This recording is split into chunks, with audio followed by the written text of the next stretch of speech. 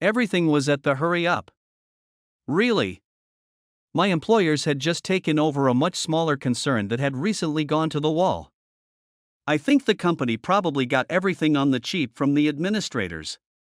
In spite of my own employer having been very successful in recent months, and completely swamped with work, our management was somewhat in a panic to bring its new acquisition into the fold, and get everything up and running, tickety-boo. To which end, a group of us had been shipped up there to reorient the staff and oversee the installation of our company's systems. In short, it was complete chaos for a couple of weeks. There had been little time to plan anything out, and just about everything was happening on the fly. Even down to replacing the new acquisition's computer systems network, which was not extensive enough, and adding all the necessary wiring. In brief, the 10 of us were running about like blue-arsed flies during the days and, quite literally, meeting up in our hotel bar for a while most evenings to plan what was supposed to be happening the following day. None of us lived more than an hour or so away by train, but we were all staying over in town most nights, because of those so necessary evening meetings. One or two of the crew had managed to slip home on the odd evening to see their wives and families, but the choice of who we could afford to have slip away depended on what was happening that day and first thing the following morning. Anyway, feeling pretty knackered, I'd been sitting in the hotel bar for about half an hour waiting for the rest of the crew to show, when she walked into the lounge. Sherry was one of the computer nerds, hired in from a specialist company, helping set up the computer systems and train the staff on how to use them. And boy, did she take me by surprise when I realized exactly who had walked into the bar. Sherry definitely did not look anything like the nerd I knew so well who had been teaching our newly acquired staff how to work our company systems all day. Gone was the baggy sweater, calf-length skirt and spectacles, to be replaced by a tantalizingly short skirt and tantalizingly well-fitted silk blouse. She did not look around and case the joint as one might expect. Sherry just settled herself onto a bar stool and ordered a drink. I figured she was waiting for someone, and I wondered which of my married colleagues was about to stray from the straight and narrow. Alright, I'll admit it, I was up like a shot from my table and very quickly slipped onto the stool beside Sherry. "Hey, gorgeous, what's a nice girl like you doing in a dive like this?" I asked in as sexy a voice as I could muster. Sherry turned to look my way, I do believe, intending to give me the evil eye and most likely tell me where I could get off, but then she recognized me. "Oh, Christ, Steve, stop messing about. What are you doing in here?" she grinned. "I'm staying here, Sherry," I said as gestured to the barman to put her drink on my tab. "Hey, I asked you first anyway. I'm meeting John, one of those electrician lads, for dinner. He lives in town and he's picking me up here. I thought you computer wallas were all staying at the Connaught." "We are, but John doesn't need to know that, does he?" She winked at me. "Besides, the fewer people know that I date the better. I don't date work colleagues from my own company, it leads to too many complications." "Ah, does that explain why you hide your light under a bushel in the office?" I'm not sure how I should take that. I think I'll assume it was meant as a compliment. It certainly was, Sherry. "On your look now as you sit here, and your skill as a camouflage expert at work. Christ, you scrub up well, girl. Poor John is going to get the shock of his life when he gets here." She grinned at me. "A high proportion of the people I teach how to work our systems are men, Steve. Let's just say they take in instructions far better when they are looking at the monitor and not trying to sneak a peek at my God-given assets. Well, you now know the secret of my success in the business, Steve." Yeah, it was one hell of a surprise when I realized that it was you sitting here. Men, don't give me that one, Steve. I'll lay odds that you watched me every step of the way in here. And that it took you more than a little time to work your gaze up to my face. Yes, I did, I'll admit it, and who could blame me? Sherry, you are one fine example of your gender. What a shame you don't date colleagues. I grinned at her. Steve, you always were a charmer even to that geek in the office. But just remember, you don't work for the same employer as me, so technically we're not work colleagues. What an enchanting idea, Sherry.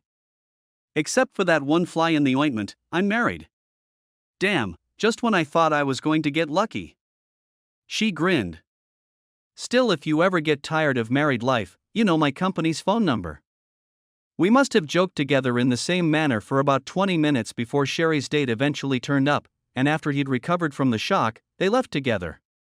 I bought myself another drink and then went back to my table in the corner to await my colleagues. I don't know, probably 10 or 20 minutes later I went out to the gents. While I was in there, another bloke came and started to use the urinal adjacent to mine. "Pretty girl," he commented. "Sorry?" I said, not really being sure that I'd heard him correctly. It's always a little uncomfortable when a complete stranger starts talking to you in the gents, you just never know what his motives are, but I tried to remain polite. "That young lady you were talking to at the bar, she's a pretty girl," the man clarified. "Yes, she is, isn't she?"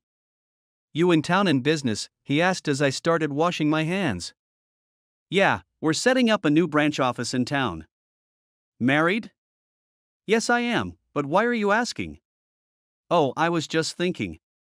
Married men who are away from home should look out for who's watching them when they talk to pretty girls in hotel bars." The bloke was washing his hands by then as I dried mine under the air blower. He was confusing me something chronic. I was trying to work out whether he was some weirdo trying to pick me up, or an unlikely looking pimp, touting for business for his girls. "Are you implying something?" "Yeah. That you've been in the bar 3 evenings this week, and whenever you're in there, so is that little shit over in the other corner, haven't you noticed him?" "No. I really don't know what you are trying to say." "The moment you started talking to that young lady just now, he started fiddling with his phone. And what's more, when you go up to your room in the evening, he moves out into the lobby and hangs around out there until well after midnight." We were exiting the gents by then, and the bloke told me that he couldn't say any more at the moment. He thought the numpty hiding in the corner might have noticed that he'd spotted him. He asked for my mobile number and told me he'd call me in a few minutes, then he walked out of the hotel's front entrance. Confused, I returned to my seat in the bar, still trying to figure out why I'd given a complete stranger my mobile telephone number. True to his word, my mobile rang within a few minutes. It was the bloke, and he told me just to sit quietly and listen. Then he told me an almost incredible story. He went around the houses quite a bit, but the essence of what he told me was that he had recently been stitched up by his now ex-wife. He explained that while away on a business trip, he'd innocently fallen into conversation a pretty young woman sitting at a hotel bar. During their chat, it came out that she had come into the bar to hide from her abusive ex-husband, who she'd managed to spot in the street outside before he'd had a chance to see her. It had not dawned on my gullible new friend that sitting on a stool up at the bar wasn't the most conducive place for her to hide. If he had not been so beguiled by her good looks and story, he probably would have realized that a better choice of seat for her would have been in a dark corner. Anyway, she pointed out marks on her face and arms that led him to believe that someone had recently been violent to her, and consequently he swallowed her tail, hook, line, and bloody sinker. Then she suddenly claimed that her husband was about to enter the bar and fled via a door at the rear.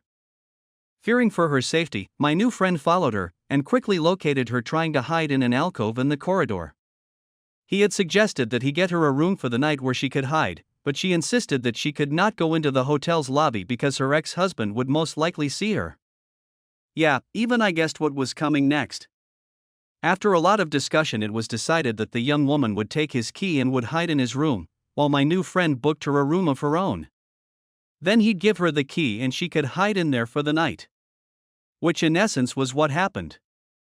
The instant he gave the young woman her key, she'd given him a hug and a kiss on the cheek in thanks before he'd escorted her to the room, and then he'd immediately returned to his own room. He didn't see the young woman the following morning, and brushed the whole incident off as a slightly expensive wander into the realms of old-fashioned chivalry. Feeling quietly pleased with himself, he'd thought the incident was over. But it wasn't. A few days later, while unpacking his suitcase, his wife found a pair of ladies' briefs tucked into the bottom of it. Then all hell broke loose. Within days he was served with divorce papers, and in them he discovered that a certain young lady was admitting to having a sexual liaison with him in the hotel room that night. What's more, there were photographs of him with the young woman in the bar and entering and or leaving his hotel room. He claimed that the whole pantomime had been set up by his wife and her lover, who he'd later discovered had been her superior at the place she'd worked before their children had come along. Although he had no evidence of the fact, and none that his wife had been intimate with the bloke until after their divorce was underway, and they were officially separated. It was all too bloody pat, he said the bastard was round the house giving her the business the evening the judge issued the separation order. And I'd been banned from going near the place because the cow claimed I'd threatened her with violence. Now she's got the house, because I've got to supply accommodation for the kids until they're of age. I've lumbered with child support, alimony and maintenance on the sodding house. And all the while that arsehole is banging my ex-wife in it. I can understand your obvious frustration, my friend, but what has that got to do with me? I asked when he eventually fell silent. Are you sitting in seat at that corner table you and your friends have been using all week? He asked. Yes. Then try not to make it too obvious, but in the corner at the other end of the wall there should be a young lad sitting there on his own. I should imagine he's almost hidden from you behind the damn great triffid of a plant thing. I casually glanced in the direction my new friend had indicated. Sure enough, there was someone behind that plant, but I could not see whom. Yes, I think I see him. Well, I'm not sure what his game is, but that little shit is watching you, my friend. I'm just giving you the nod because you look like a decent enough bloke to me, and I wouldn't like to see you stitched up like I've been. Well, that's most kind of you, my friend. But I don't intend to stray from the righteous path. Neither did I, my friend, and actually I didn't. But that didn't stop me from getting stitched up. For some reason your wife must think you're straying when you are away from home. Never. I'm very rarely away from home actually. This is my first trip in over a year. I informed him. Rather odd then, don't you think? Why else would that lad be following you? Following me? Yes, of course. He has followed you into the hotel for the last 3 nights. Nonsense, my friend, it must be pure coincidence that we both arrived at the hotel about the same time every evening. He's not resident in the hotel. He goes home just after 1 a.m. Look, I can prove it to you. Finish your drink and then leave the hotel. Walk down to the Plume of Feathers, it's only a couple of 100 yards or so. There are plenty of entrances, so if his is watching you, as I believe he is, then he'll have to follow you inside the pub to make sure you don't slip out of one of the others. If you stand up at the bar itself, you'll be able to watch for him to enter, in the mirror behind it. I passed the other boys on my way out of the hotel and told them I'd be back shortly. It was only after I'd walked about halfway to the Plume of Feathers that I'd wondered if I was doing the right thing. After all, there was the distinct possibility that I was setting myself up to be mugged or something. There were sod all in the way of other people about. I made the Plume safely and ordered a pint. Sure enough, the young numpty I'd risked a quick gander at on the way out of the hotel bar came in and bought himself a drink at the far end of the bar. Then he took a seat on the far side of the room from where he could plainly watch me. A couple of minutes later my mobile started ringing again. Was I right, or was I right? Yes, I conceded, he's over by the wall, trying to pretend that he isn't watching me. What are you going to do about him? Buggered if I know. Well, just don't do anything stupid like letting him know that you've spotted him, or chatting up some bit of spare. Let me think on it and I will call you tomorrow. But what if he's, planning on robbing me or something? No, he's not the type. I figure he's a college student, earning some readies, by working for some iffy private detective agency. He certainly has no idea of how to covertly follow anyone. I never spotted him. You, my friend, are a little bit too much like myself. The thought of straying doesn't cross your mind and therefore you don't have any reason to keep looking over your shoulder. Now, your red-headed mate, he's on the make and he's scanning around all the time. I'm a little surprised that he hasn't spotted your shadow. Yes, well, the red-headed colleague of mine he was talking about is actually the office Casanova, and whom I'd first suspected that Sherry was in the hotel to meet. Having finished my pint in the Plume, I made my way back to the hotel by somewhat meandering route that took me along by the river. I hoped that it looked like I was out for an evening stroll to take in some fresh air. Back at the hotel the boys were curious about where I'd disappeared to, but they didn't push me on the subject. Then we got on with looking at office plans and discussing what we hoped we were going to achieve the following day. Later, as I left the bar on the way to my room, I could just discern out of the corner of my eye that someone was hiding behind that bloody plant again. "Are you okay?" my new friend asked when he called me the following afternoon. Yeah, fine, still can't figure out why that kid should be following me though. Do you want to know? Yes, I believe I do. Someone must be paying the bugger, and if my wife's wasting my hard-earned cash, I'll be pretty annoyed. Okay, leave it to me. A few other divorced guys work in the office I've been seconded to, and we have a plan. I'll have to stay out of sight since he might recognize me, but we think we've got a foolproof way to catch him without tipping him off that you're aware he's been tailing you. That'll be a feat, won't it? Not at all.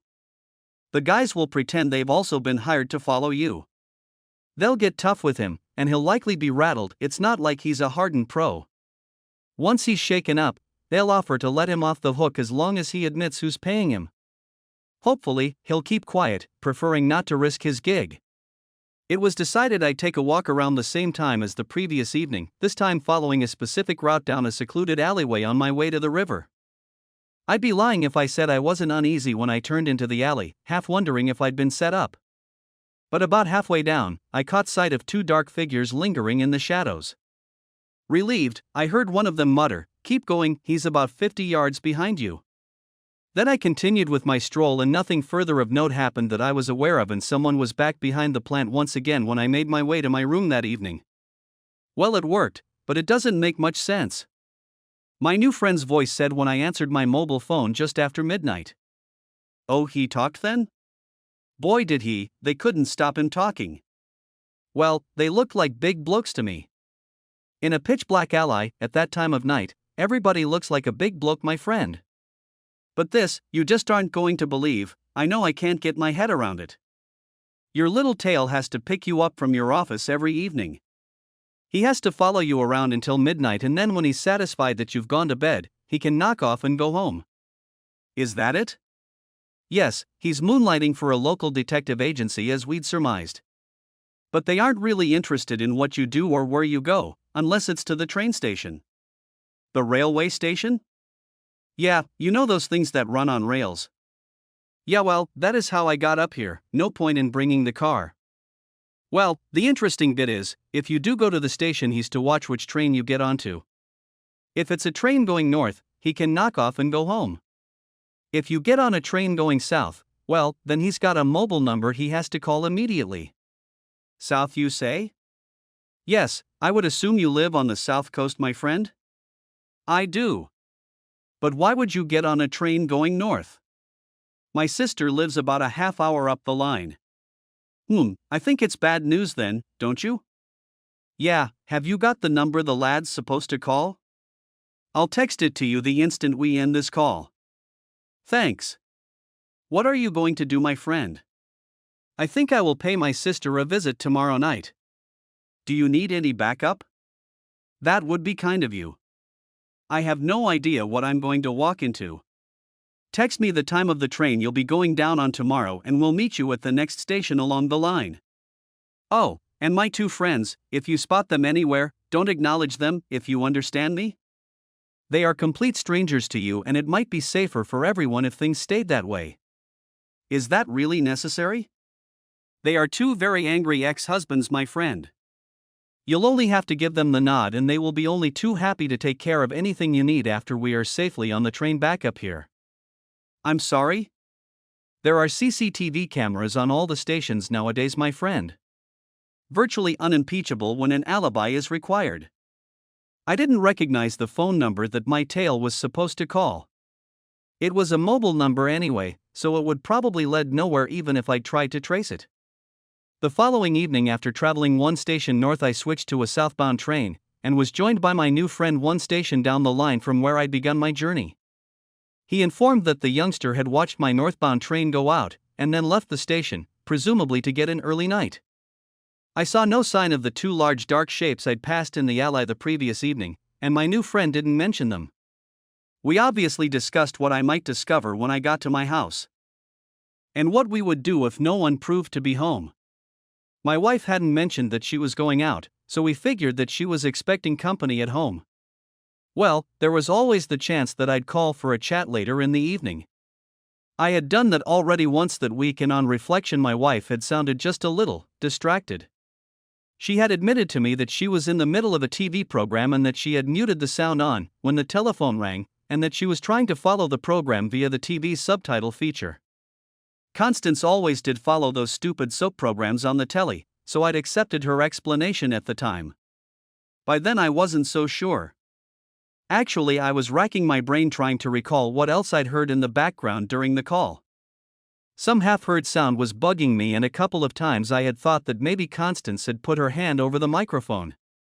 She'd also giggled at one point in our conversation, but I'd assumed that she was laughing at something in her soap. I looked around, but just the two of us alighted from the train at my home station. My new friend must have noticed. "Don't worry, they're here already. They came down by car earlier." As we began walking towards my house, my companion began to talk to himself. For a few seconds I thought he'd lost his marbles, and then I realized he had one of those Bluetooth do-whatsits in his ear. He was obviously talking to the two dark shadows. He informed me that we'd better hold up somewhere for a while. Constance was still alone, but she was expecting someone. When I inquired how he was so sure, he told me that she'd opened the Integral Garage's door about 5 minutes ago and moved our car out into the street. "Looks like her visitor intends to stay all night," he commented. We wasted a little time looking in shop windows in the town precinct where we couldn't be seen from the road, until my companion was informed that the game was on. Then we made for my house. My companion stopped me from charging in like the proverbial bull in a china shop. He pointed out that tonight probably wasn't the first night Constance had had a visitor, so there was little point in closing the stable door after the horse had bolted. We needed to give them enough time to get well and truly into whatever they were going to get into, so that we could get the evidence I would need when it came to a court battle. My companion obviously had more experience than I in these matters, so I took his advice.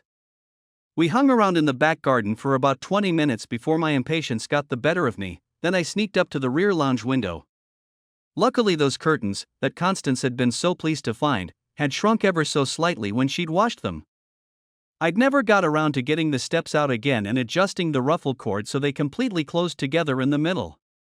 I really never would have thought Constance capable of it.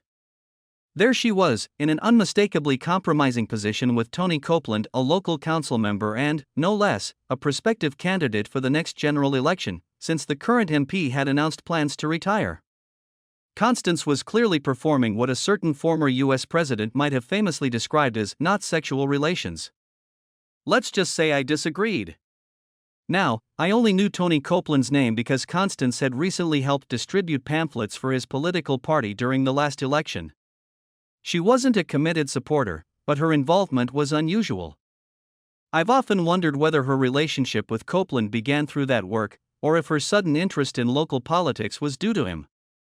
I suspect it's a question I'll never get answered. I was still turning that over in my mind when my companion nudged me away from the window. My last glimpse was of Constance and Copeland, absorbed in their activities. A flare of anger ran through me, not just because of her betrayal, but because Constance had always insisted that even thinking about those things made her feel ill. Once we were a safe distance from the house, my companion handed me a small video camera. "When we go in, keep this aimed at them. If he comes at you, just drop the camera and defend yourself. I'll be recording to prove you didn't start anything." "2 cameras?" I asked. "Yeah, it's my business, selling video cameras wholesale." We quietly entered the garage and let the air out of Copeland's tires before slipping through the fire door into the kitchen. From there, we could see and record the scene unfolding in the lounge. By then, Copeland was returning the favor to Constance. My hands clenched in anger, tempted to make sure he'd be singing a higher pitch. But my companion wisely reminded me that such solutions wouldn't end well. The last thing I needed was a stint in one of Her Majesty's extended stay institutions. To this day, I'm amazed that Constance didn't notice us there, silently observing and recording everything. At one point, Copeland seemed to tire and shifted to climb atop Constance, despite her murmured complaint about him not satisfying her yet. Not exactly sporting of him, I thought. He muttered something about not being able to hold back any longer and began his efforts anew. Their exchange became increasingly odd, with Constance telling him to take it easy, hinting he was being too rough. Copeland interjected every few words with curses, while Constance repeatedly exclaimed profanities, a vocabulary I'd never known her to use before. With me, she'd usually repeat "oh my god," which I'd always taken as a compliment. Maybe I'd been mistaken. Their moment was interrupted when a phone on the coffee table rang. Copeland stopped, looked at the ringing phone, then rolled over, pulling Constance with him so that she was now on top. He told her to continue as he reached for the phone. Surprisingly, Constance obliged, moving with a familiar rhythm I recognized, though I couldn't recall a time I'd had to guide her with such indifference. Strangely, Constance was gazing into a mirror on the wall, almost meeting my companions in my eyes in the reflection, though she didn't seem aware of us. Copeland answered the phone, and the scene turned almost comical. Though I couldn't hear the caller's words, I caught the gist from Copeland's responses. "How did you get this number?" he demanded, sounding annoyed. "No, I have no statement for any newspaper." "Excuse me? If you publish accusations like that, young man, I'll have your job." Constance had stopped her gyrations and was looking down at Copeland. She must have sensed something in his tone. Or maybe what the reporter had said to him had suddenly put Copeland out of the mood for sex and that had had repercussions for a particular part of his anatomy. "Now you look here. I'm visiting a local resident on official council business. It's part of my duties as a counselor to assist." "That's none of your business, young man. Her husband is well aware that I am here this evening."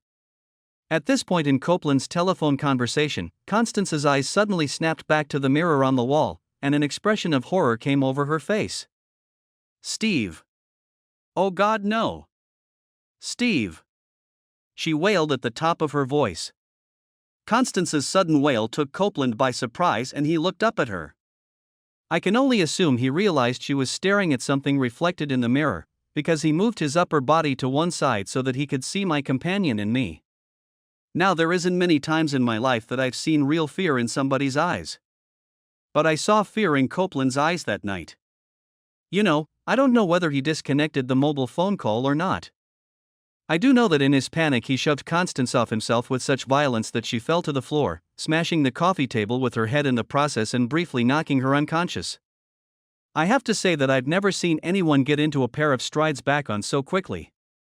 Then Copeland located his jacket and threw that on.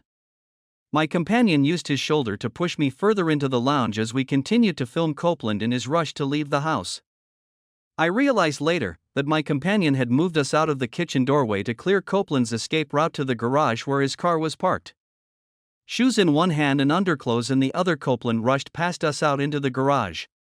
I shortly heard him shout, "You bastards!"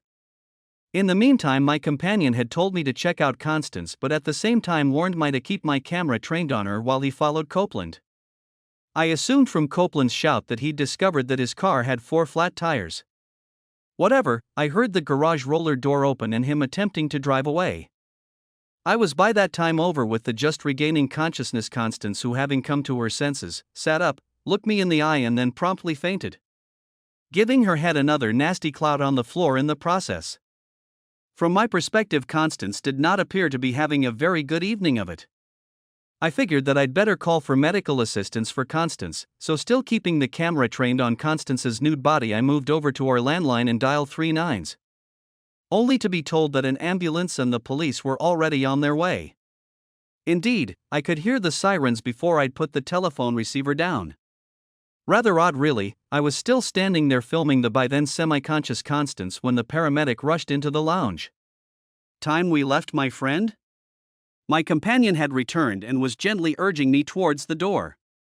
He also stuffed a pair of sunglasses on my nose and an oversized trilby on my head, which he pulled firmly down onto the sunglasses. I have no idea where he had procured either item and was somewhat surprised that he was now garbed in a similar manner himself. I disco. Vered Y as we exited the house through the garage. A TV camera crew, local news I assumed, and several reporters were waiting to pounce. They threw questions too numerous to answer at us as my companion guided me to a waiting taxi. Some other stranger interjected himself between the newspaper people, my companion and myself and kept repeating, "My client has no statement to make at this time." As the taxi drove us to the railway station, I looked across at my companion. "What you told me, was it all bullshit?" I asked him. No, my wife stitched me up, much as I said. Her solicitor, though. Well, he was a right arsehole. You just met him this evening. Copeland? Yep, Copeland. Then last week a pal of mine who runs a PI business told me that a certain Tony Copeland had got in touch and wanted you watched. Well, my friend didn't like the look of the job. It didn't make sense to him and Copeland wouldn't explain what it was all about, so he turned the job down.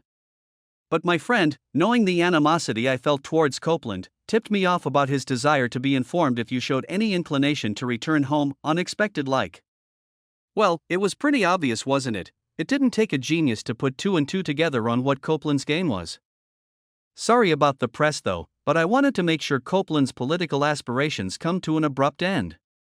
Hopefully it won't do his legal business much good either. Actually, once they get their claws into Bastard, I'm sure that the media will pretty quickly forget about you and your wife. There's a lot of more juice or muck in Copeland's past for them to get their teeth into. We were on the train heading back north, when my companion informed me that Constance was in the local hospital. A hairline fracture of the skull, his contact thought. Then he asked me if I wanted anything done to Copeland when the police get finished with him. I looked at him, the question in my eyes, and he explained that Copeland had discovered that it's not easy to drive a car with 4 flat tires and he'd crashed into at least 3 parked vehicles and ended up parked in a shop window. Copeland had last been seen being carted off in the back of a police van. My companion, who was obviously still in contact with, and receiving messages from eyewitnesses back at the scene through his mobile phone, was a little hazy about the exact reason Copeland had been arrested. He just referred to it as a traffic violation. Seemed reasonable to me at the time. Driving a car with 4 flat tires surely cannot be legal. Later, I gathered from TV and newspaper reports that Copeland had panicked when, as the roller door on the garage had gone up, he'd seen the TV and press people gathered outside. He was standing in the garage in a state of undress and my companion was blocking Copeland's access to the switch that would close the door again. So the panicking Copeland had jumped into his vehicle and driven it away. Or should that be, he attempted to drive it away. The brief description I read in the press said that his car had certainly moved along the road, but it had clipped the TV cruise van as it left my drive and numerous other parked vehicles as it went on along our street. Then, as Copeland had tried to turn into the main road, he apparently collided with a passing truck. It would seem that the collision with the bigger vehicle had imparted Copeland's car with the impetus it needed to embed itself in a shop front. What a shame our taxi had driven off in the other direction that night. I really would like to have seen the carnage firsthand. During our journey, my companion informed me that that evening was probably going to be the last time we met. But he also said that if everything went to plan, I would hear from him sometime in the future. He apologized again for the unfortunate publicity, but said he had needed something spectacular that would set the dogs loose. It was many months before I realized what he was talking about. I'll get back to that later. At one stage, as our train crossed a bridge over a river, my companion threw the mobile phone he'd been using out of the window, telling me that I would no longer be able to contact him via it and nobody else would either. Keep the video camera, I've got plenty more. He grinned. What about the film in those two? I'm sure you've got enough for what you need on the chip in that camera, Steve. I've got plans for the recordings in these, and I might need to stir the pot a little. But don't worry, your wife's face will be kept right out of the papers. Who gives a shit? I said. You do, my friend, and I'm sorry that it's going to happen. No man likes the idea that everybody knows that his wife was a slut who's been hanging it on him for God knows how long. It doesn't do our ego much good, my friend, I can assure you. That's human nature. My companion got off the train a couple of stops before I did. He shook my hand, apologized again for the publicity and for any other repercussions that might inadvertently come my way in the future. He assured me that he'd do his best to negate them, but didn't clarify what he thought might happen. His last act was to give me a business card and tell it was the solicitors who'd been outside my house. He was a good man and could be trusted. I was to use him for my divorce, if I decided to go for one, and for any other contingencies. Then the train pulled out of the station and I was never to meet him personally again. But I was to hear from him in a roundabout way, and see his face again. But I'll tell you about that a little later. The night man on reception caught me as I entered my hotel and handed me a parcel marked urgent. I took it with me into the bar, where to be honest I was planning on having a skinful. Who wouldn't under the circumstances? Ripping the brome paper from the parcel at the bar, I discovered that it contained the manufacturer's packaging for the little video camera that was now in my pocket and a printed note. In essence, the note instructed me not to get drunk. I was to go to my room and make at least one copy of the file from the camera's memory card on my laptop, and preferable several others on any media I had handy. I also suggested that any copies I made and the original were not kept in the same place. Doubting the scotch and the chaser I'd ordered, I did as the note instructed, placing one copy of the file on a DVD that I later took down and deposited in the hotel's safe at the same time as I posted a second to my sister. I could only make the 2 extra copies because I only carry a couple of blank DVDs and CDs around in my laptop case. I suppose that it was morbid curiosity made me watch the pantomime again before I got my head down and tried to get some sleep. In the event, I wasn't completely successful on that score. God alone knows what I looked like the following day, but everyone at the office steered well clear of me if they could help it. Around mid-morning, 2 plain-clothed policemen arrived in the office wanting a quiet chat with me. I took them into an empty office where we had a little privacy. They explained that there was a little controversy over just how Constance, who claimed she could remember nothing of the night before, came to have acquired a fractured skull, even being that it was just a hairline fracture. From the way they spoke, I deduced that somebody had suggested that I'd been behaving rather violently when he last saw Constance and I together. They didn't say who had claimed that, of course, but it wasn't hard for me to guess. They refused to affirm or deny that it had been Copeland. It took me a little time to find the right point in the recording, and then I asked them if they could like to have a copy of it. Actually, they asked to take the original recording, but I told them I had no intention of letting the thing out of my possession. In the end, they accepted a copy that I made while they waited, on a DVD I scrounged from one of the computer lads. While my laptop was doing its thing with the DVD, I arranged for one of the girls to bring us some tea and the officers and I kind of fell into friendly conversation about the previous few days. That's if you can ever have a friendly conversation with an on-duty police officer. They showed great interest in my mysterious friend. But I think it was just curiosity on their part. The video proved that he had not injured Constance either. Actually, the officers were wondering if there was a possible charge against Copeland, for he had pushed Constance off of himself pretty violently. They said they'd get the CPS people to have a good look into that. I think they were just a little interested in who had it in for Copeland, and why. They said that I should watch my back, and suggested that Copeland was a pretty influential solicitor. At the same time, kinda inferring that they had reason to suspect that Copeland wasn't exactly kosher in all his activities. Like shagging other people's wives, you mean? I observed. Oh, and much more than that, Steve. We just can't get a handle on the bugger. Let's just say he's unofficially on a lot of police officers' lists of people of interest. But if you don't mind me saying, you appear to be taking all this a little flippantly, Steve. What else am I supposed to do, officer? Lose my cool and start beating my breast? Had I behaved in the manner you suggest that you'd have expected of me, wouldn't you now be leading me out to your car in handcuffs? I asked. Yes, Steve, I expect we would have been. The officer smiled back at me. It's been my experience, officer, that once the stew has been spilt and everything turns to shit on you, the best action to take is laugh, or at least to try to. It really screws with the minds of those who would wish disaster upon you, as well. Both officers laughed and then shook my hand as they left. Later during the day, I went out to find a working telephone box and CA. Led the solicitor my friend had suggested. He had been expecting my call and simply asked me if I was going for a divorce right away. When I told him I had little alternative if I wanted to be able to hold my head up in public in the future, he simply said he'd get the ball rolling, and then asked if he could send one of his staff up to see me later in the day. She'd need to get all of Constance and my personal details. I asked him if I should give the woman a check to retain his services, but he informed me that that was already taken care of. Don't ask, Steve, but you'll never receive an invoice for my services. Someone we both have met is intending to stick Copeland with the cost of all this. He comes from a very affluent background, you know. And he's made plenty of cash in his own right, just not all of it strictly legally. That evening all the crew were waiting for me in the bar, obviously hoping that I had calmed down enough and would be ready to tell them about the previous evening. Oh, by then they'd all seen the day's newspapers. I thought it funny that after first thing that morning, I'd seen none of that day's newspapers discarded around the offices. I gave them the short version. I'd gone home and caught Constance making whoopee with Tony Copeland. They asked about all the press coverage, but I denied all knowledge of how it had come about. Hey, that was the truth, I really had no idea about any of it.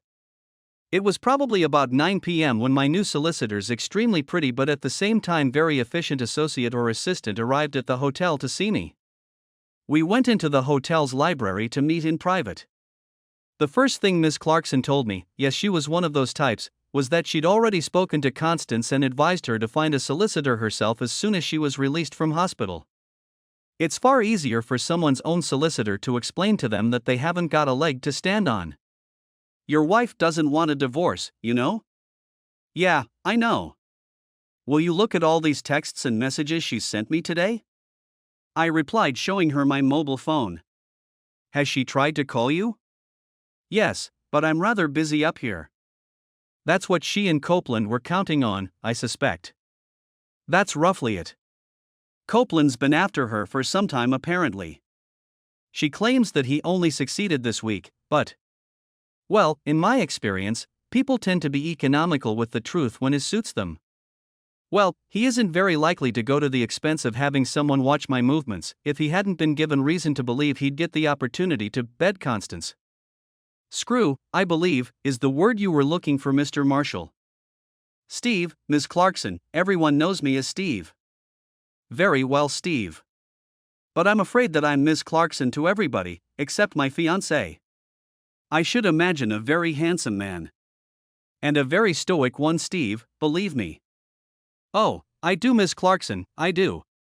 She smiled at me for the first time, cracking the businesslike expression on her face, but then returned to the reason of her visit. Remarkably, she knew nearly everything she needed to know already. Miss Clarkson produced a sheet of paper from her briefcase and reeled off a list of questions. Constance and my full names, date of birth, and our wedding, etc. I saw Miss Clarkson simply placing a tick alongside the correct answers she had already typed up. There were a couple of minor errors, but that was all. Everything was already there, including the value of our house, but not the contents of our bank accounts or details of our savings. Not that I could recall them in detail myself anyway. Then Miss Clarkson placed a form in front of me for me to sign. It was effectively the contract asking her boss to act on my behalf in the matter of Constance and my divorce and any other legal matter, whether it arose from our divorce or not, until I cancelled that contract in writing. Before she left, Miss Clarkson suggested that I call Constance and speak to her. Actually, I made it verbally clear that I had no intentions of forgiving Constance for her actions. She also told me that I'd be able to find Constance at her sister's house. Your house is being staked out by the press. You might find you'll get a little more peace if you find somewhere else to stay this weekend, Steve. Miss Clarkson always sounded a little uncomfortable addressing me as Steve. Oh, your employer is doing a good job in being suitably vague about your whereabouts, by the way. I had to wonder who'd asked them to do that, and more importantly when.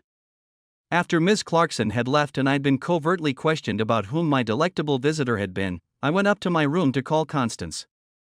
Oh, the lads had been somewhat shocked when I told them that Miss Clarkson was a representative of my solicitor. None of them could get their heads around her paying me a visit at that time of night, and kind of queried how much my legal representation was going to cost me. June, Constance's sister, answered the phone. Our conversation was short and concise. All June could think to say was that she personally was sorry for what had happened and she hoped that we could stay friends. Then she said that she'd go and get the silly daft cow. For words that spelt out June's attitude to her sister's behavior, I believe. A year or so later, while on my honeymoon on Malta, by coincidence I ran into June again. But I'll get to that later as well. The press apparently didn't discover where I was until after I'd spent the weekend with my sister and her family. My sister and her husband were very understanding and didn't push me for any details. Shit, they'd probably read most of them in the newspapers anyway. Sunday evening, when I arrived back at the hotel, I was served with an injunction. I couldn't make head nor tail of it, but on the telephone Ms. Clarkson explained that Copeland had obtained an emergency court order forbidding me from releasing any and all media taken on the evening in question to the press, or putting such on the internet. Hey, come on, I can't make head or tail of all the mumbo-jumbo legal crap they talk at the best of times, but at least Ms. Clarkson got the gist of into my thick skull. But I didn't, and I wasn't intending to. I replied. We know, but somebody else has, and still is intending to do his best to embarrass Copeland. Oops. Yes, and you can expect to find yourself summoned to appear before a high court judge sometime tomorrow morning. But don't panic, we've got it covered. I'm pleased to hear you're not panicking. That's what you pay us for. What can a high court judge do to me? Send me to prison? Well, yes, but I told you, we have those angles covered. Monday afternoon I found myself standing in a court dock and confronted by a very pissed-off looking judge. I didn't say a word, my barristers, multiple, dressed in wigs and gowns, did all the talking. Informing the judge that an anonymous third party was in possession of 2 similar recordings to the one I had and that had been filmed at the same time. Somewhat to my surprise, a police photographic analyst confirmed that the pictures in question were not stills from the recording that I had made. Oh, by the way, the 2 pictures in question that had somehow come into the hands of the national press. I do believe that, had Copeland done nothing, only the less reputable and sensational seeking of them would have printed them. And eventually did, along with every other newspaper and media outlet that could lay their hands on the buggers. Both pictures were of Tony Copeland. In one he was peering around the side of Constance's naked body with a surprised expression on his face. In the other, he was in the process of putting his trousers on, while Constance lay naked on the floor behind him. In neither picture could Constance be recognized. The judge appeared to have some difficulty in believing that I had no idea who my mysterious companion had been that evening, and he all but said as much. However, eventually he appeared to accept my brief's arguments. And reminded me, actually informing me, I hadn't understood the court order served on me at the hotel, that there was a temporary moratorium on publication of all recordings made in the house that fateful evening. Then I was told that I was free to go. It was one hell of a struggle, fighting my way past the horde of reporters outside the court building. Copeland had managed to secure an emergency injunction, on the grounds that they'd been inside a private residence, and he claimed that he had reasonable cause to expect privacy. Or words to that effect anyway.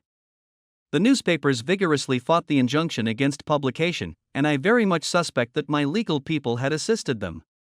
When it came before a full court hearing a few days later, the judge had quickly thrown the injunction out. The gist of the judge's judgment was that the property was my house, not Copeland's, and that he could not reasonably expect any privacy within its walls, especially in one of the communal rooms. And, because the people who made the recordings were myself and a guest of mine, even if I didn't know the man from Adam, Copeland could not object to them, in full or part, entering the public domain. Well, I think that was what the judge said. Most likely the whole shenanigans did little but increase the public interest in the story. Because all the newspapers and TV news programs headlined it, and more than I would have expected featured the 2 pictures and several more that surfaced in the following days. Hey, when they were finally cleared by the courts, the bloody headlines and stories attached to those pictures were brilliant, from my perspective. One of them read "Caught in the Act," the other "A Coward's Retreat," the attached story explaining that how Copeland was calmly getting dressed, while his lover lay unconscious on the floor beside him. It was apparent, though, that whoever was lifting the stills from the video and passing them on to the press was being very careful about what they were doing. Constance's face had either been cut out of the frame altogether, or it was effectively blurred out. I suppose you could say that things returned to normal after my escapade with the high court judge. I finished the second week at the new office and then went back down home. I found that I couldn't stay in the house though, and set myself up temporarily in a small hotel not far from my work. In the meantime, Ms. Clarkson got in touch and informed me that a solicitor working for Constance had made contact with her.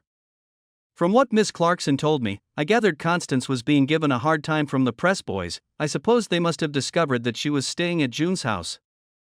Anyway, Ms. Clarkson informed me that Constance's solicitor had told her that his client didn't want a divorce.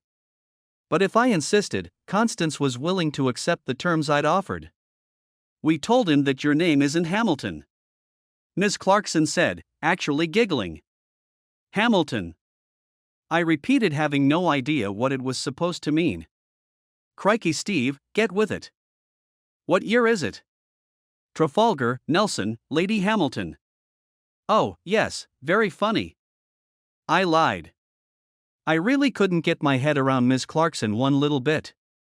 Anyway, Miss Clarkson told me that Constance was in a hurry to get things over with. Perhaps she thought it would somehow lead to the press leaving her alone.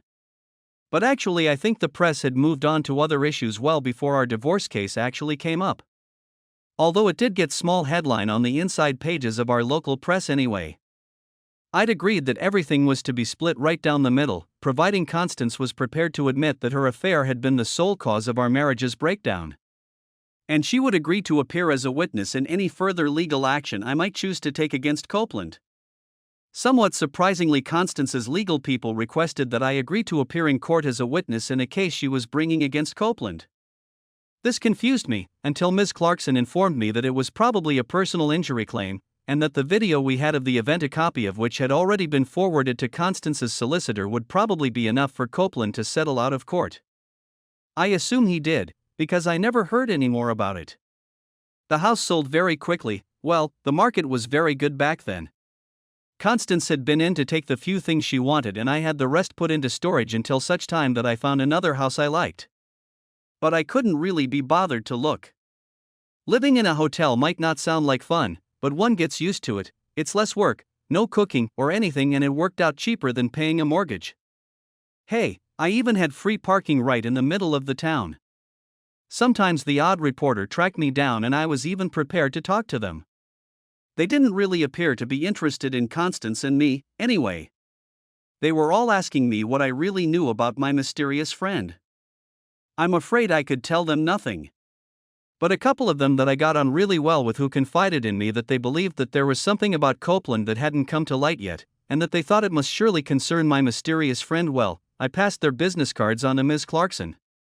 Although by that time she claimed to have no personal knowledge of the man either.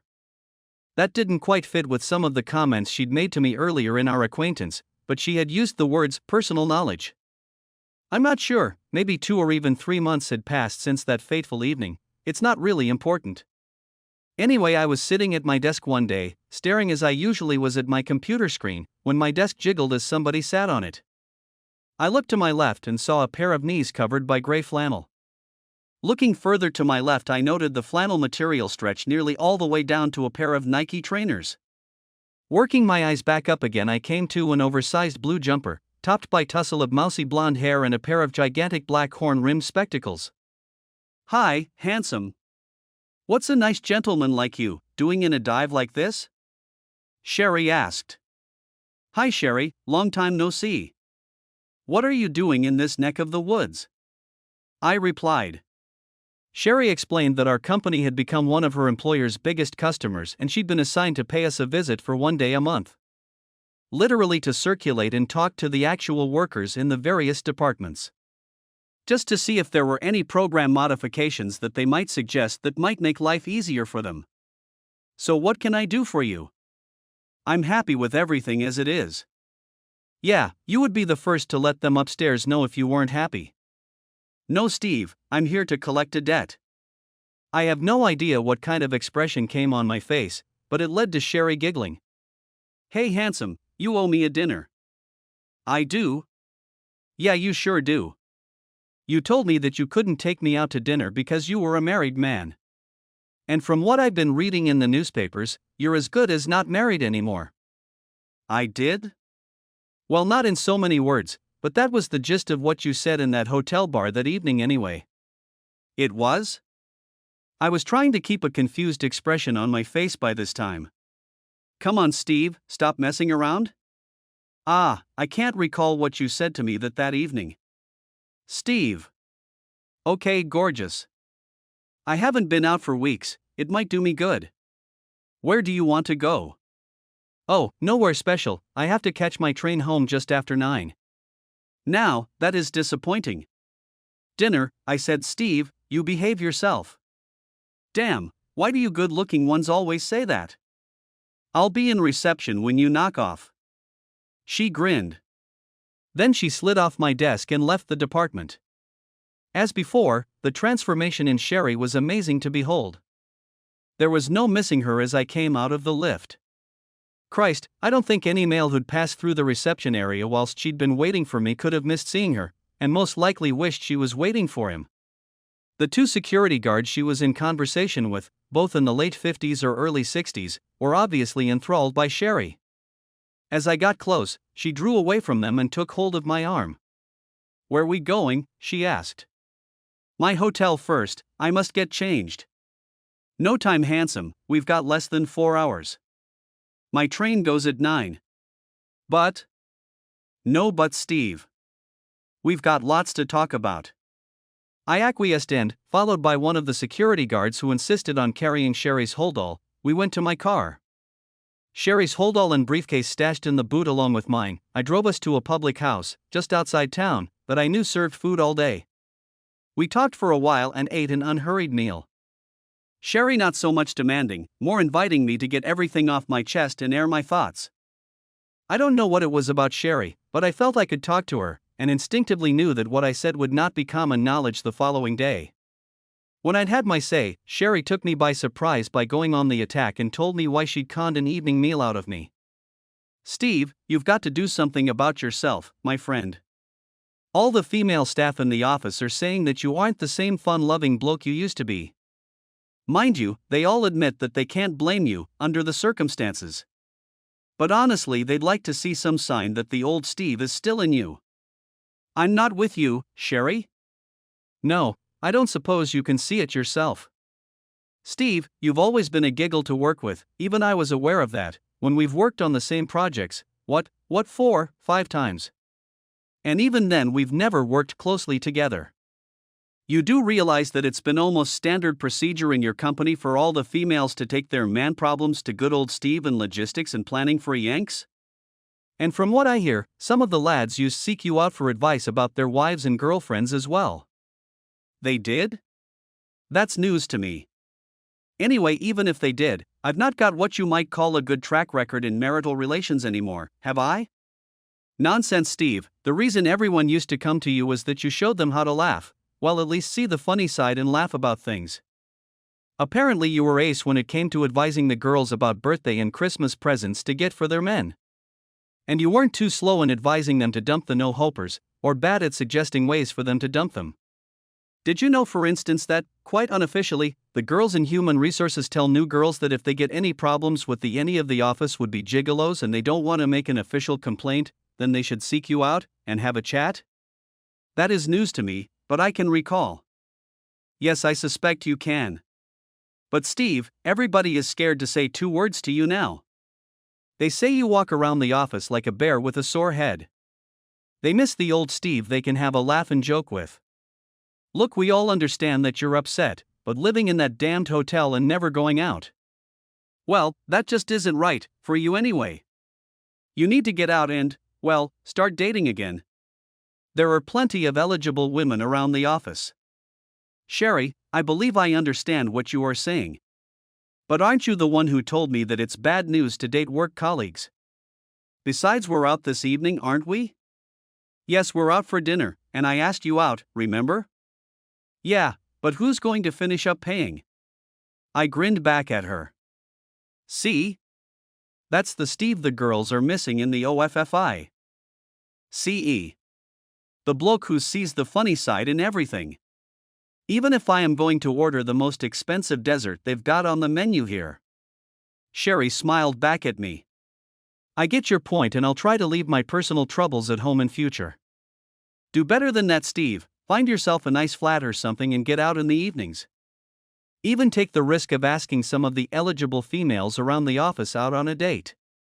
Look, I steer clear of my work colleagues because, well, I can look a bit cheap sometimes when I dress up to go out and enjoy myself. Some would-be Romeos take it wrong and think I'm easy. I'm sure you know what I mean. And as I told you before, trying to teach the average male how to use a computer program when he's staring down at my cleavage doesn't usually prove to be very successful. I've found that out from experience."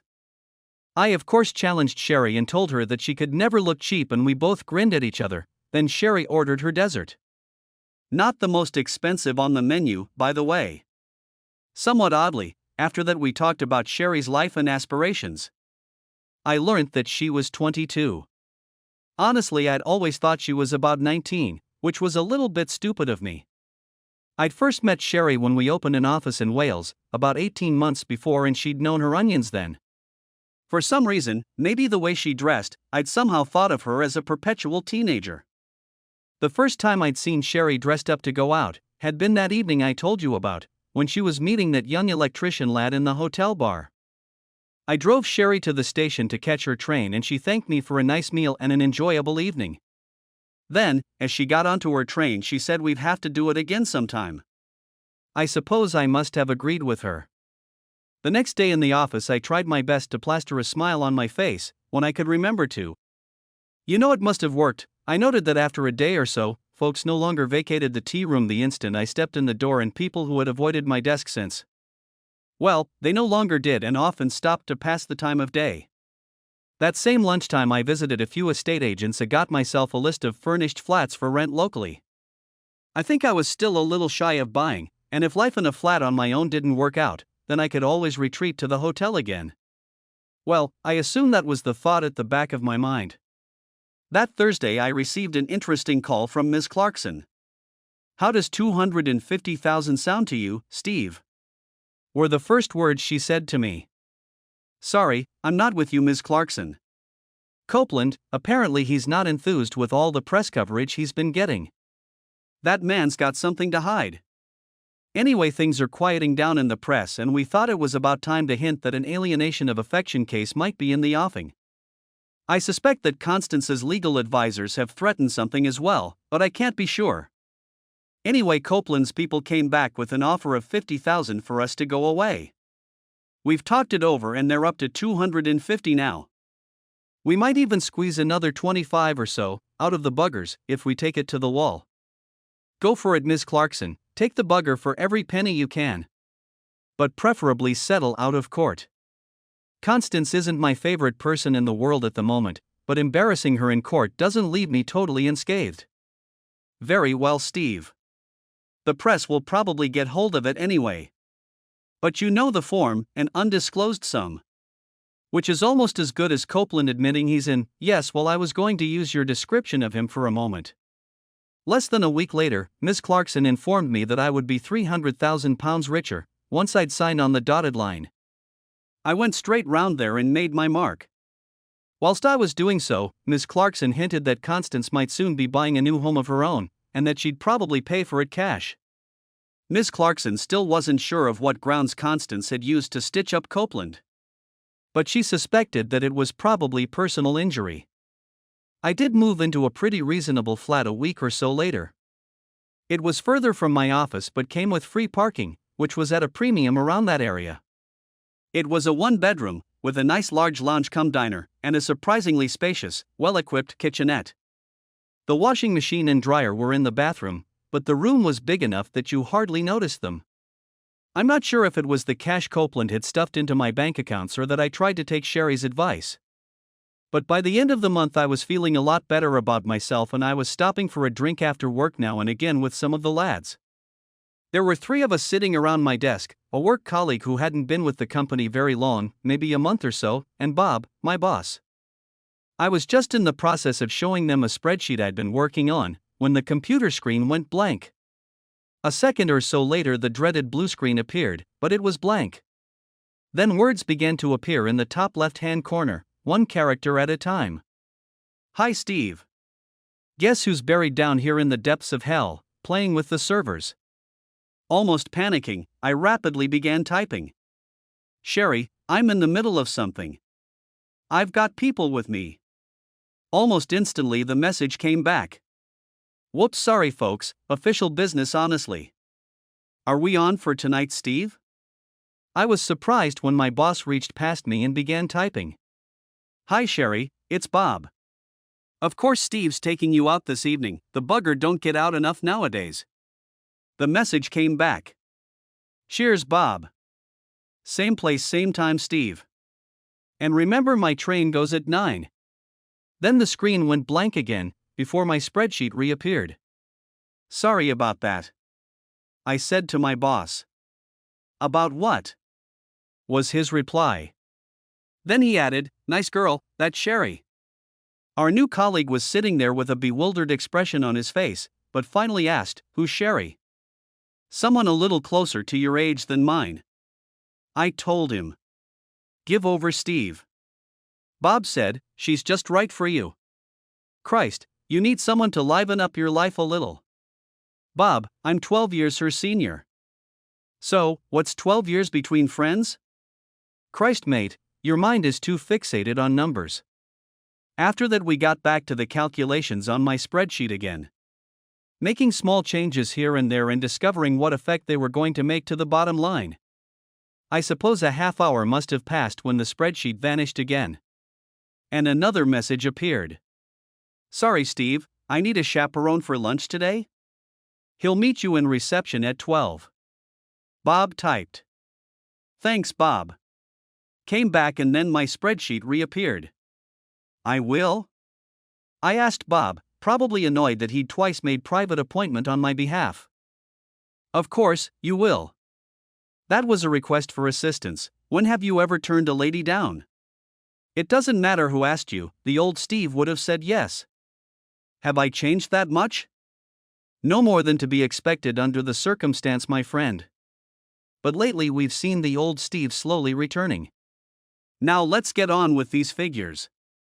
I quickly discovered why Sherry had asked me to go to lunch with her. She had a colleague along who I do believe had aspirations. He was certainly pissed off that I was along cramping his style during their lunch break. I'd say that he was also disappointed to learn that Sherry and I were having dinner together that evening, and consequently wouldn't be traveling back with him on the same train. Sherry made a good job of keeping on the opposite side of her work colleague. Honestly, I was surprised that he wasn't getting the message. But maybe he thought a little too much of himself and his charms, as some young men are wont to do. Later in the day, I took a wander down to the depths where the company servers lived and had a quiet word with him when Sherry wasn't around. As I made my way back up to my own floor, it struck that it had been a long time since I'd been forced to have that conversation with any of the gigolos in the building. Sherry looked as delightful as she usually did outside working hours, when I met her in reception. The other security guard took the honor of carrying her holdall to my car that evening. Sherry told me that her work colleague that day was a new bloke with her company, but he knew her from college. Or rather was fully aware of what Sherry looked like in civvies, as she liked to call them. She also thanked me for whatever I'd said to him during the afternoon. That evening we, or rather, Sherry, did a little shopping before we grabbed a quick meal in a fast food joint. I was feeling pretty knackered after walking around all those bloody clothes shops when I put Sherry on her train that night. Is it really necessary for women to try on every piece of clothing that catches their eye? Mind you, I suppose I enjoyed myself watching Sherry coming out of the changing room to ask me how she looked, in what appeared to be, ever and ever, shorter skirts. You know, fellas, there comes a point when you just have to take the bull by the horns, and tell them that the skirt is borderline obscene. And then what do? They buy the bugger. You know, if I'd worked that out a little earlier, I wouldn't have been so hungry when we did finally get into that fast food joint. Over the next 6 months my divorce became final and I kind of got used to living on my own. I was going out with the lads from the office every so often, but most of them were young and on the prowl. Hey, don't get the idea that I wasn't looking, because I was. I just couldn't find anyone who, well, piqued my interest. My dates while I suppo. See, I could call them dates with Sherry became a regular thing. Don't go getting the idea that there was anything romantic about them, because there wasn't. Sherry would tell me how her life was going and question me about what I was doing with me spare time. Often chastising me for not asking this or that lady out when I mentioned them. Sherry appeared to have the idea that, if I mentioned a female then I must surely be attracted to her. Which in a way was probably correct, but I couldn't find the inclination to start dating again. I felt like I was too old. When I told Sherry as much, she began teasing me by calling me the old man. It was a morning after Sherry had been down that a newspaper headline caught my eye as I walked to the office. It appeared that Copeland had been arrested the previous day. I purchased a copy and tried to read it as best I could as I walked along. As usual, with the sub judice laws in the UK, the accompanying story didn't say very much. Just that Copeland had been arrested and charged with conspiracy and perverting the course of justice. The story went on to list a whole group of other people from around the country who had also been arrested. One young lady was accused of perjury, numerous counts. 5 women described as ex-spouses were arrested and charged with conspiring to subvert the course of justice, I think. The newspaper story made mention that several other ex-spouses were believed to have fled the country and extradition papers were being drawn up as the paper went to press. A further 7 people had been charged with various crimes including conspiracy and aiding and abetting. Tantalizingly, the story went on to say that 12 ex-husbands were having their divorce settlements put aside. I gathered that meant they were going to be reassessed on conclusion of the above-listed cases. I can't claim I followed the story, but the gist of it was that same young lady had appeared in numerous divorce cases around the country, claiming to have had an affair with the husbands, and in one case, a wife. In each case, the correspondent had come up with a very similar story to the one my mysterious friend had told me all those months before, and in every case a rather large quantity of cash had been involved in the settlement. Eventually I did clap eyes on my mysterious friend again. He was in the background of a piece of news film on the television. The reporter was standing on the steps outside the High Court in London announcing that Copeland and his conspirators had been found guilty on all counts. The following day Sherry was down again. Slightly unusual, I thought, because she usually came down on Thursdays and it was a Tuesday. And what's more, she bounced in my department and waved a couple of theater tickets under my nose. "What are your plans for this evening, Steve?" "Well, nothing really." "Good, you can take me to dinner and then I'm treating you to a show." "You'll miss your train home," I pointed out. "No, I won't, there's one that leaves just after midnight, I'll catch that instead." Then after a few seconds she added, "The last bus will be gone, but my dad will pick me up from the station." The dinner was good and the show was good. On the whole, it was a great evening until we got to the station. We both looked at the departure screen and there was no trains listed as going north until 5 a.m. Sherry went over to the timetable and swore. She'd made a mistake, all the earlier trains left a few minutes after the hour. The last one, for some reason, left at 10 minutes before 12. "Bugger me," she said, "I'll have to stay over. I'll call my old hotel and find out if they have a room," I suggested.